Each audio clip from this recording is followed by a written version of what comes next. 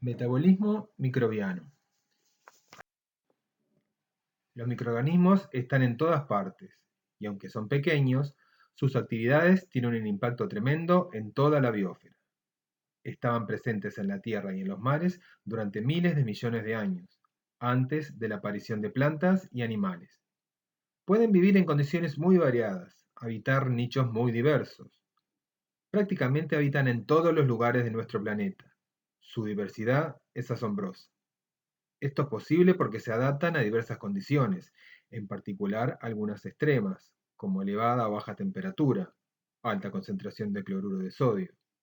Sin embargo, para que puedan habitar en lugares tan diferentes, es necesario también que posean una gran diversidad metabólica. ¿A qué nos referimos? A su capacidad de utilizar una infinidad de compuestos orgánicos e inorgánicos y también la luz como fuente de energía, y también a que puedan crecer tanto en presencia como ausencia de oxígeno. No es que un mismo microorganismo sea capaz de habitar en todos estos lugares, sino que nos referimos a que existe una gran diversidad de todos los microorganismos en su conjunto que habitan esos lugares. En estas fotografías vemos lugares que habitan fumarolas submarinas, ambientes polares, desiertos, pero también en ambientes libres de oxígeno o en los que no hay sustancias orgánicas, como los endolíticos de las rocas, o a partir de celulosa, como los celulolíticos, o en el interior de las plantas, como los endófitos. Los microorganismos representan una fracción importante de la biomasa de la Tierra, y sus actividades son esenciales para sostener la vida. Las plantas y los animales están inmersos en un mundo microbiano, y su evolución y supervivencia están fuertemente influenciadas por actividades microbianas. Asimismo, están muy presentes en la vida humana, desde la comida que comemos, el agua que bebemos, la fertilidad de nuestros suelos, la salud de los animales y hasta las enfermedades infecciosas. Pero, ¿por qué otros motivos aparte del conocimiento nos puede interesar estudiar el metabolismo microbiano? El ser humano ha sacado mucho provecho de las capacidades metabólicas de los microorganismos, desde el descubrimiento de los antibióticos hasta la producción de alimentos tradicionales y nuevos alimentos, o hasta el tratamiento de efluentes para eliminar los contaminantes. De hecho, cientos de millones de bacterias están dentro de nuestro cuerpo, por ejemplo, para digerir nuestra última comida. Nuestro microbioma, es decir, el conjunto total de microorganismos que contiene nuestro cuerpo, contiene miles de especies, cada una adaptada para crecer mejor en una parte particular del cuerpo. Ya se sabe hoy que nuestro microbioma es absolutamente esencial para nuestra salud y bienestar. Sin embargo, estamos solo comenzando a comprender las diversas formas en que dependemos de nuestros microorganismos intestinales. Veremos que en la naturaleza las células microbianas normalmente viven en grupos llamados comunidades microbianas. Todas las células muestran alguna forma de metabolismo al absorber nutrientes del ambiente y transformarlos en nuevos materiales celulares y productos de desecho. Durante estas transformaciones, la energía se conserva para lograr la síntesis de nuevas estructuras. La producción de estas nuevas estructuras culmina en la división de la célula madre para formar nuevas células. Durante el metabolismo y el crecimiento, los genes se decodifican para formar proteínas que regulan los procesos celulares. Las enzimas, proteínas que tienen actividad catalítica, son necesarias para llevar a cabo las reacciones que suministran la energía y los precursores necesarios para la biosíntesis de todos los componentes celulares. En estas clases estudiaremos los principales procesos metabólicos utilizados por los microorganismos, enfocándonos en la manera de cómo obtienen su energía. Esta es la bibliografía que recomendamos para profundizar en el tema. En el día de hoy vamos a ver este temario. Vamos a comenzar con un breve repaso de conceptos que ya vieron en fisicoquímica, química inorgánica, bioquímica, y luego comenzaremos con algunas generalidades.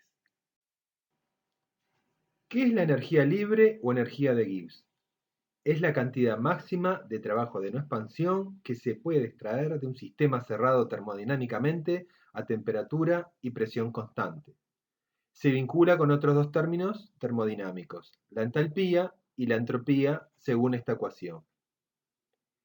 El supraíndice 0 significa condiciones estándar, es decir, temperatura de 25 grados centígrados, concentración 1 molar de reactivos y productos, y de gases, concentración de una atmósfera.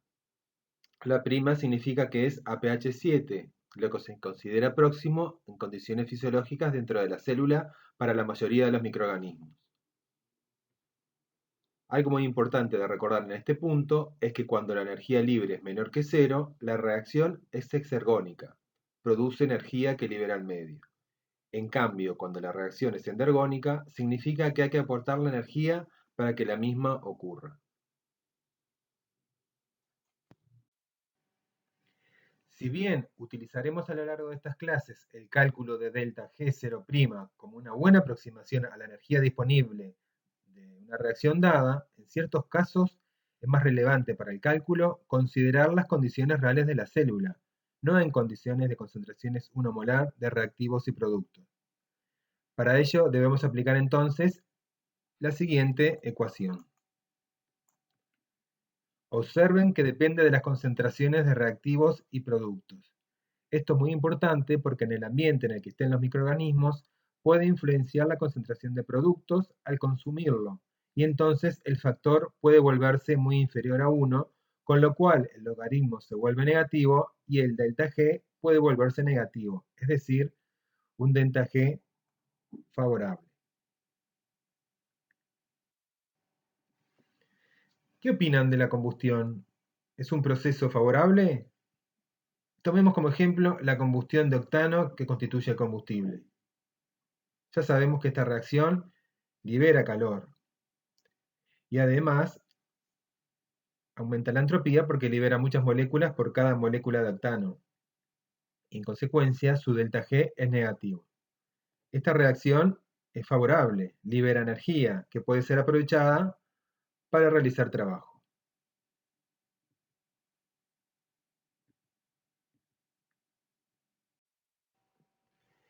Veamos ahora un concepto que nos va a importar muchísimo en bioenergética como es el potencial redox.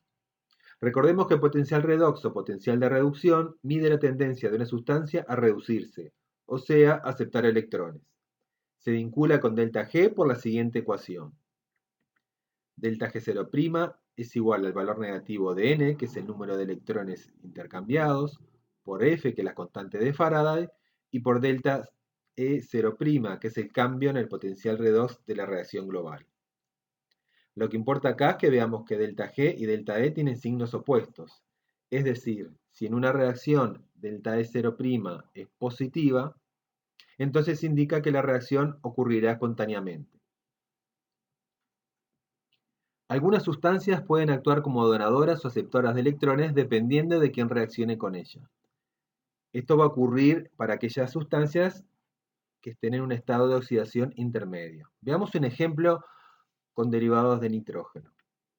Por ejemplo, en el nitrito, en el cual el nitrógeno tiene un estado de oxidación más 3, es capaz de oxidarse a nitrato, en el cual el nitrógeno tiene estado de oxidación más 5, y entonces aquí el oxígeno actúa como aceptor de electrones, siendo el nitrito el dador de electrones. Esta es la suma global de dos semirreacciones cuyos potenciales redox están allí. El nitrito también puede actuar como aceptor de electrones. En ese caso va a reducirse. En el caso que vemos aquí, el nitrito se reduce a amonio, en el cual el nitrógeno tiene estado de oxidación menos 3, actuando el sulfuro como el dador de electrones de esta reacción.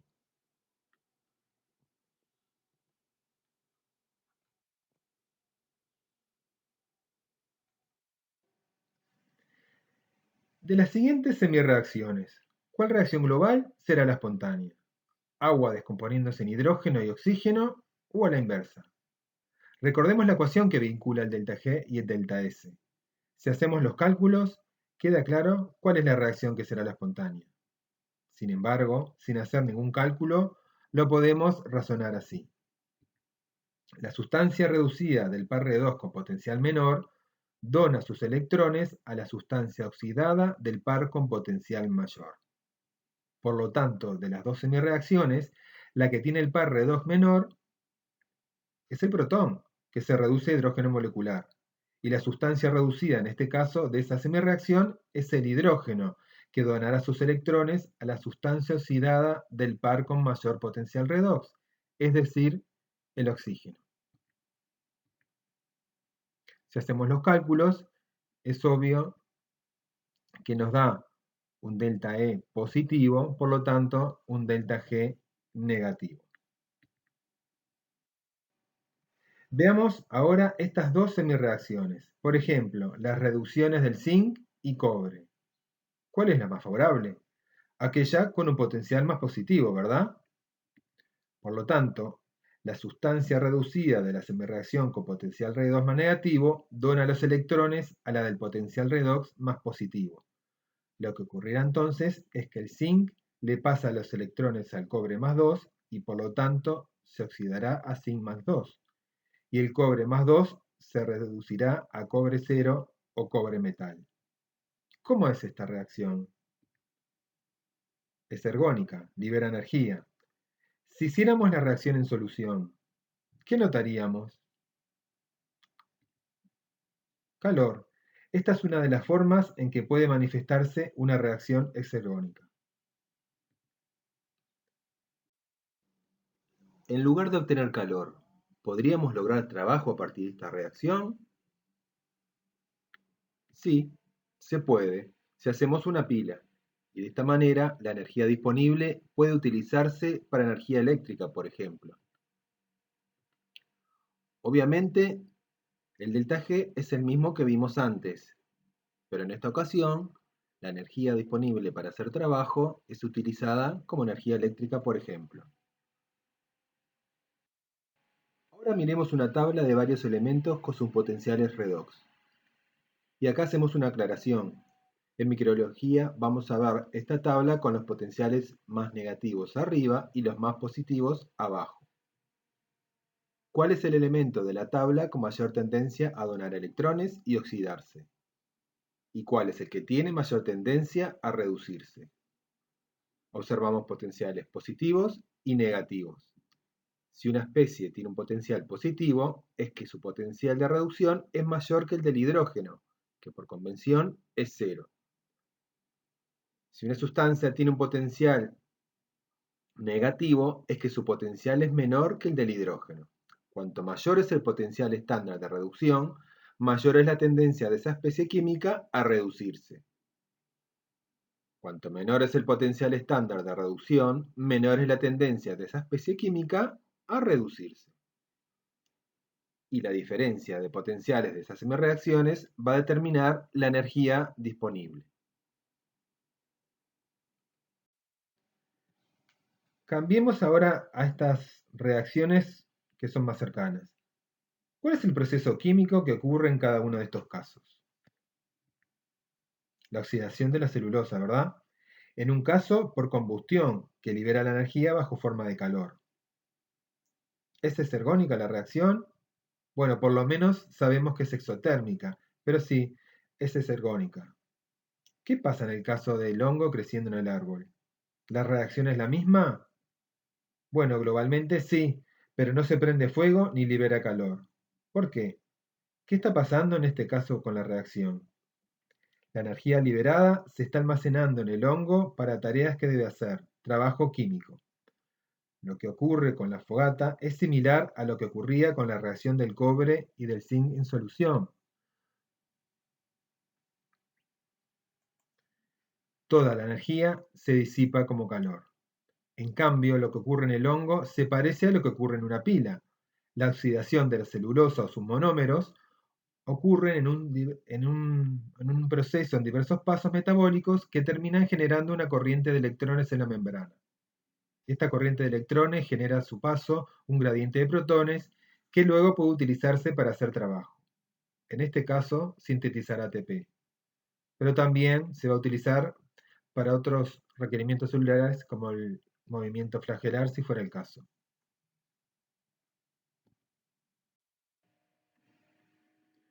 Ahora sí, ya repasamos los conceptos previos que necesitaremos para el desarrollo de las clases. Definimos metabolismo como el conjunto de reacciones químicas que ocurren dentro de la célula requeridas para sobrevivir y replicarse. Tiene como objetivo obtener energía química del entorno para realizar distintos tipos de trabajo. Trabajo químico, como es la obtención de energía, síntesis de macromoléculas, almacenamiento de energía. Trabajo de transporte, transporte activo de solutos. Trabajo mecánico, como es el movimiento flagelar. Podemos distinguir claramente dos tipos de metabolismo. El catabolismo, con el que nos referiremos a la oxidación de compuestos para la obtención de energía y poder reductor, y el anabolismo, en el que el organismo consume energía para la obtención de sus moléculas constituyentes, como proteínas, ácidos nucleicos, lípidos, en general para la biosíntesis de macromoléculas. Esta separación en procesos es algo artificial. En la célula, ambos mecanismos están íntimamente relacionados. Nosotros en el curso haremos hincapié en el catabolismo, es decir, todas aquellas vías por las cuales los microorganismos son capaces de obtener energía. ¿Qué necesita la célula para la biosíntesis? Los bloques de construcción que pueden ser tomados del medio, ya sea aminoácidos, azúcares, sustancias carbonadas sencillas o nucleótidos, o sintetizarlos a partir de sus elementos. Necesita las enzimas que catalicen la reacción y energía, porque son procesos que consumen energía, para así sintetizar las macromoléculas que forman parte de sus estructuras. ¿Bajo qué forma se aporta la energía en el metabolismo? Como ATP, y además de otras moléculas de alta energía que veremos. ¿Qué más precisamos? Estamos partiendo de bloques más oxidados para construir macromoléculas más reducidas. Precisamos poder reductor. ¿Bajo qué forma se encuentra el poder reductor? En la célula, la forma más común es en forma de NADH o NADPH. Dijimos que las reacciones del anabolismo son reacciones desfavorables, cuyo delta G es positivo. ¿Cómo hacemos entonces para que una reacción desfavorable ocurra? Como en cualquier otro proceso desfavorable, como en el caso de un proceso meramente físico, le acoplamos un proceso energéticamente favorable. En el caso de las reacciones químicas, muchas veces lo que se acopla es la hidrólisis de ATP o de algún otro compuesto cuyos enlaces sean de alta energía. La hidrólisis de ATP es muy favorable. Entonces, acoplando ambas reacciones, el proceso global se vuelve favorable. Por ejemplo, acá vemos la fosforilación de la glucosa, proceso que veremos más adelante. Esta es una reacción endergónica que requiere energía y por lo tanto, si se acopla a la hidrólisis del ATP, esta puede llevarse a cabo.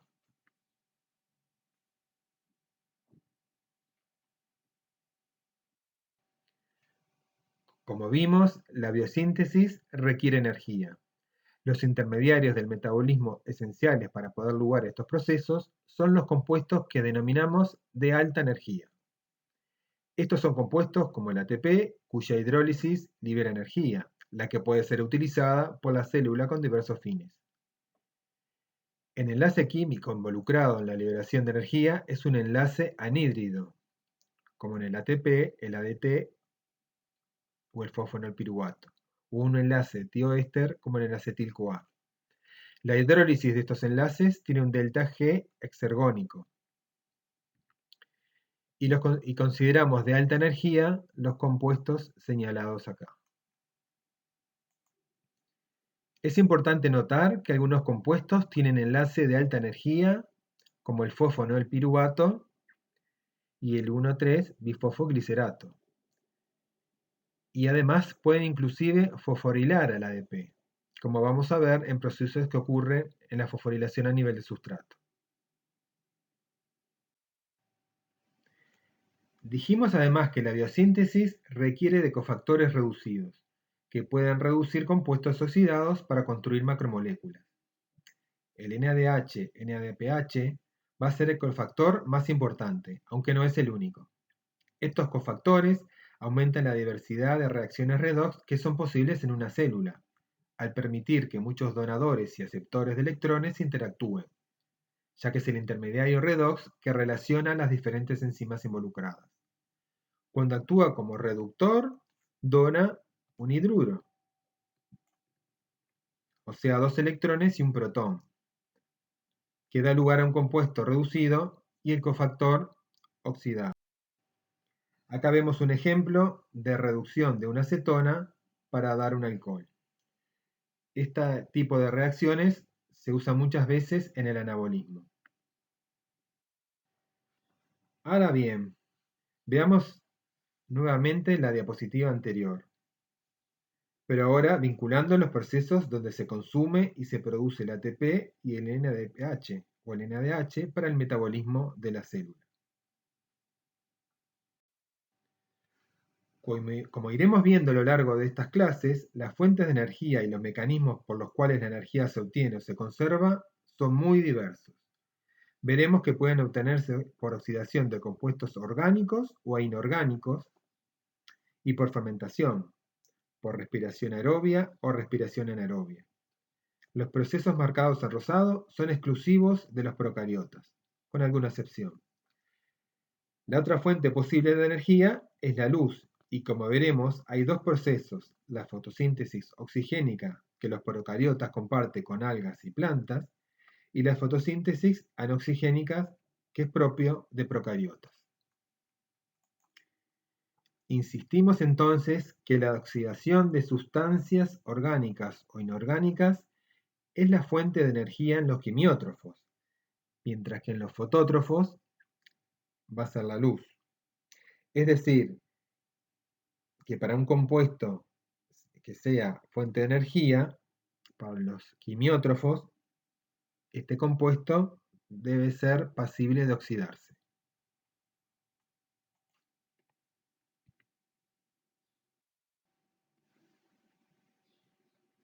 Como ya vieron antes, los microorganismos se clasifican según su fuente de energía en quimiótrofos o fotótrofos, y según su fuente de carbono en autótrofos y heterótrofos.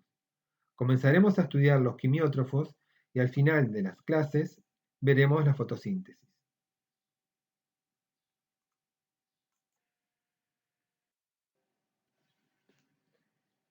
En la diapositiva 13 vimos una lista de semireacciones y su potencial redox, y cómo las reacciones eran o no eran exergónicas o posibles de acuerdo a la suma de potenciales redox. Ahora veremos algunas semireacciones que participan en el metabolismo microbiano de los quimiótrofos. ¿Qué reacciones podrían aportar energía de las que ustedes ven acá? ¿A qué se parece este esquema? ¿Qué deberíamos mirar? Es similar a lo que vimos hoy con las pilas, ¿verdad? ¿Cuál tiene mayor tendencia a oxidarse? Es que tiene potencial de reducción menor. ¿Cuál tiene mayor tendencia a reducirse o aceptar electrones? El de mayor potencial de reducción. Obviamente, como todas las reacciones están escritas como potenciales de reducción, debemos ver en cada par cuál sustancia está en forma oxidada del par o cuál en forma reducida. Veamos el ejemplo con acetato y nitrato o glucosa y oxígeno. Traten de pensarlo como una columna que muestra la tendencia a ceder electrones. Las sustancias reducidas, es decir, ricas en electrones,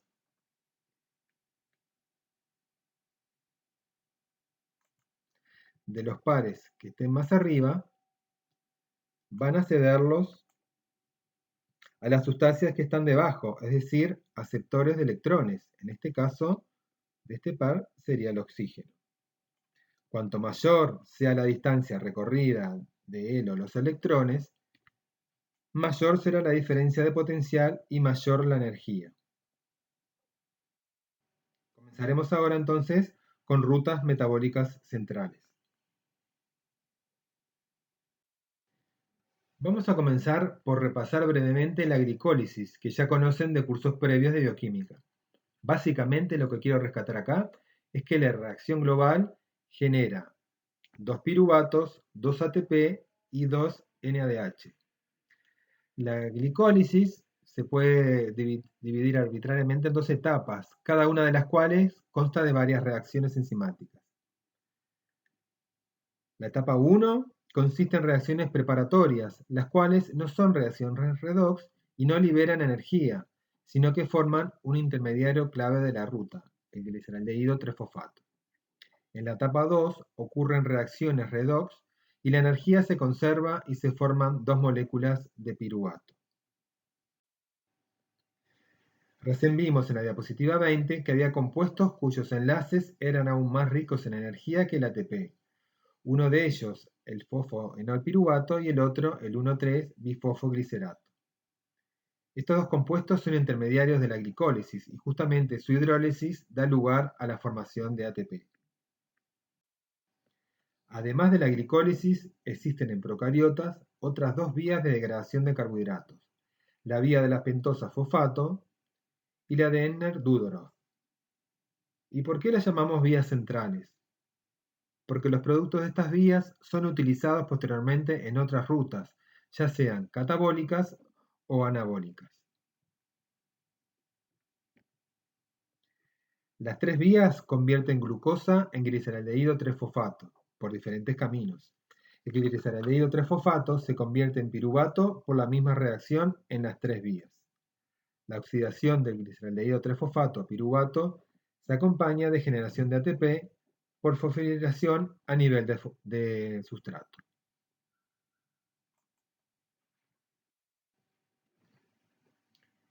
Veamos ahora la vía de las pentosas fosfatos. Es una vía metabólica paralela a la glucólisis y está presente en menos organismos. Es de fundamental importancia para la síntesis de pentosas, unidades fundamentales para los ácidos nucleicos, entre otras macromoléculas. Primero, en esta ruta se fosforila la glucosa, luego la glucosa se oxida a una pentosa mediante la pérdida de un átomo de carbono como anhídrido carbónico y esto genera NADPH. Y el intermediario clave de la vía, la ribulosa 5-fosfato. A partir de este último se forman ribosa y desoxirribosa para suministrar a la célula los precursores de los ácidos nucleicos. A partir de esta última se generan otras pentosas, como la ribulosa y la cilulosa. En la descarboxilación reductiva se genera NADPH, siendo esta reacción la mayor fuente de NADPH en las células que utilizan esta vía, que luego, como vimos, es necesaria en varias reacciones anabólicas. Los azúcares en forma de pentosas como donadores de electrones también pueden introducirse en la vía de las pentosas fosfato y por lo general se fosforilan para formar ribosa fosfato o un compuesto relacionado antes de catabolizarse aún más. Una segunda característica importante de la vía de las pentosas fosfato es la generación de diversidad de azúcares. Una variedad de derivados de azúcar incluidos azúcares C4, C5, C6 y C7. Estos se forman en las reacciones de la vía.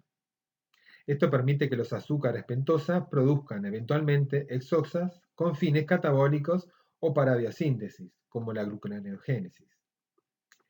El gliceraldehído 3-fosfato de la vía puede entrar en la fase de 3 carbonos de la vía glicolítica y convertirse en piruvato y producir ATP por fosforilación a nivel de sustrato. Sin embargo, el fin primordial de la vía es anabólico, es decir, la formación de precursores de ácidos nucleicos, la formación de precursores de aminoácidos aromáticos y, como ya dijimos, la producción de NADPH. Acá se muestra un balance teórico total de la vía. A partir de 6 glucosas se obtienen 6 ribulosa, 2 NADPH y 6 anhídrido carbónico. Pero no olvidemos que durante esta vía son consumidos los intermediarios para la biosíntesis. Por lo tanto, esto es un balance teórico.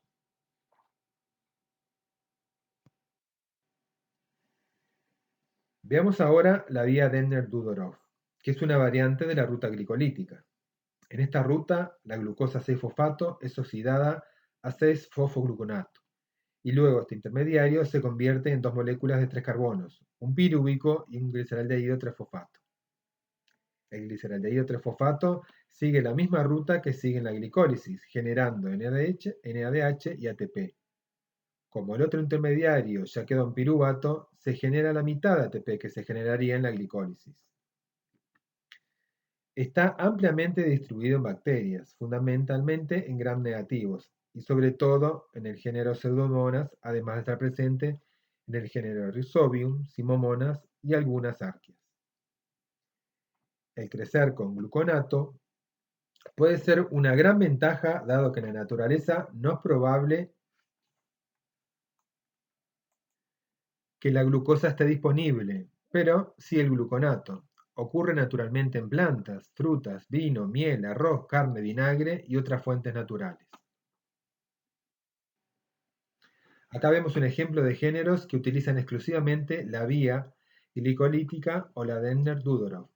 Sin embargo, existen microorganismos como la Escherichia coli, entre otras enterobacterias, que pueden usar ambas vías. En particular, en estos microorganismos se sintetizan las enzimas necesarias solo cuando se dispone de gluconato como fuente de carbono.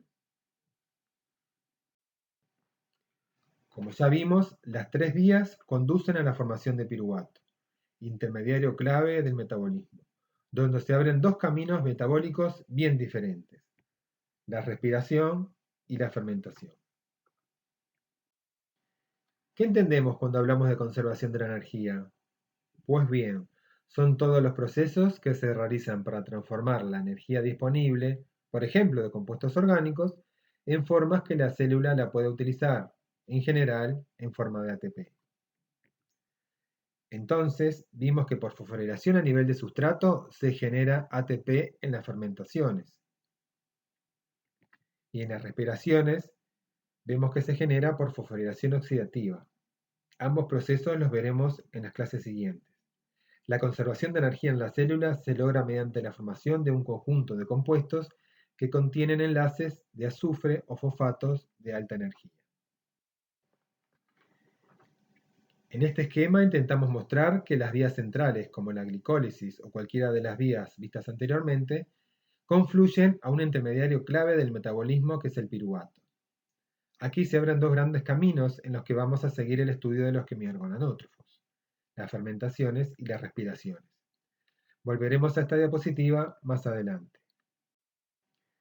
Les dejo entonces dos ejercicios para que resuelvan antes de la próxima clase.